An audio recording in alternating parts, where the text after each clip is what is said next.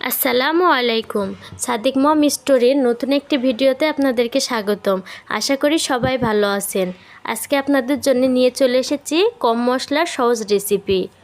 সবসময় মশলাদার খাবার কিন্তু আমাদের খেতে ভালো লাগে না। মশলাদার খাবার দেখতে যতই আকর্ষণীয় হোক না কেন, সবসময় খেতে কিন্তু ভালো লাগে না।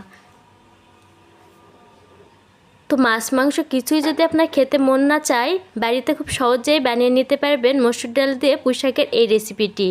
আর রেসিপিটি বানানোর জন্যে প্রথম থেকে শেষ পর্যন্ত ভিডিওটি দেখুন। আশা করি আপনাদের অনেক ভালো লাগবে। আর চ্যানেলটা সাবস্ক্রাইব করার অনুরোধ রইল। সাদিক মম স্টোরি চ্যানেলের সাথেই থাকুন। তো মসুর ডাল দিয়ে পুঁই শাকের এই রেসিপি করার জন্যে আমি এখানে নিয়ে নিয়েছি মসুরের ডাল। মসুরের ডালটা আমি খুব ভালো করে পানি দিয়ে ধুয়ে নিব।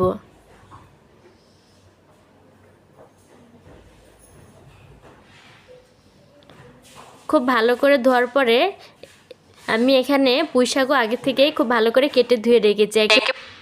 একদমই তাজা পুঁই শাক। টাটকা তাজা পুঁই শাক দিয়ে মসুর ডালের এই রেসিপিটা কিন্তু খেতে অনেক মজা লাগে। বাজারে এখন পুঁই শাক কিন্তু অনেকই পাওয়া যায়। তো বাজার থেকে পুঁই শাক আনলে সবসময় ভাজি না খেয়ে এইভাবে রান্না করে খেয়ে দেখবেন, অনেক মজা লাগে। ডালের ভিতরে আমি দিয়ে দিব চেরা কাঁচামরিচ, পেঁয়াজ কুচি, আর দিয়ে দিব কোয়া ছাড়ানো রসুন। পর্যাপ্ত পরিমাণে পানি দিয়ে দিব। ডালটা আমি একটা বলক আসার জন্য অপেক্ষা করব। পানিতে বলক চলে এসেছে। এখানে দিয়ে দিব সামান্য পরিমাণে হলুদের গুঁড়া,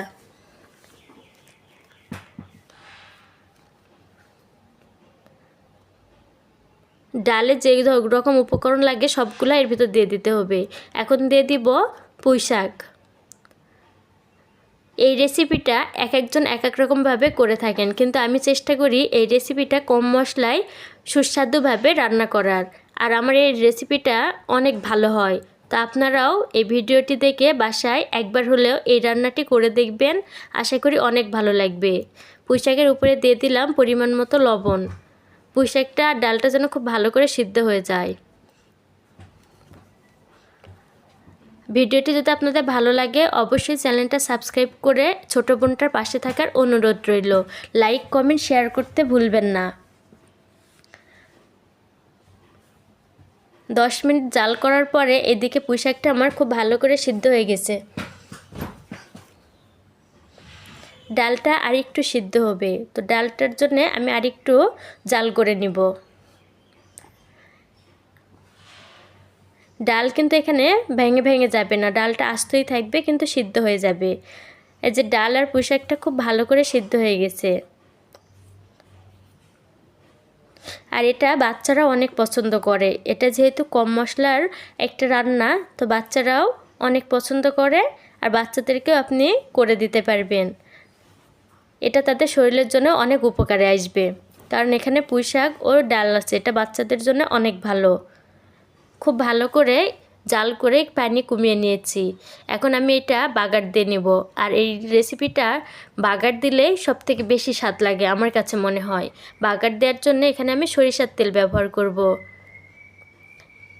এটা একটা স্বাস্থ্যকর খাবার, এজন্য আমি সয়াবিন তেল ব্যবহার না করে সরিষার তেল ব্যবহার করেছি। আর সরিষার তেলটা আমাদের বাড়ির খাঁটি সরিষার তেল।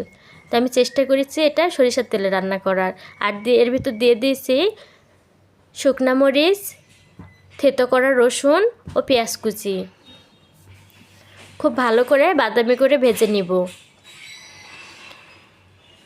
অনেকে হাতে মাখিয়ে এই রেসিপিটা করেন, কিন্তু আমার কাছে মনে হয় এই রেসিপিটা বাগার দেওয়াতেই বেশি স্বাদ আসে। তো আপনারাও চেষ্টা করবেন এইভাবে বাগার দিয়ে নেওয়ার।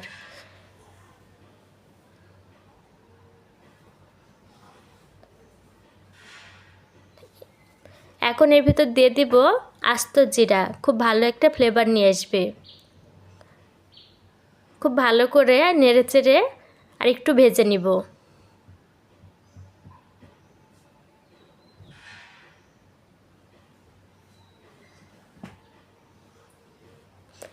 এখন এর ভিতর দিয়ে দিব আগে থেকে সিদ্ধ করে রাখা ডাল ও পুঁই শাকটা।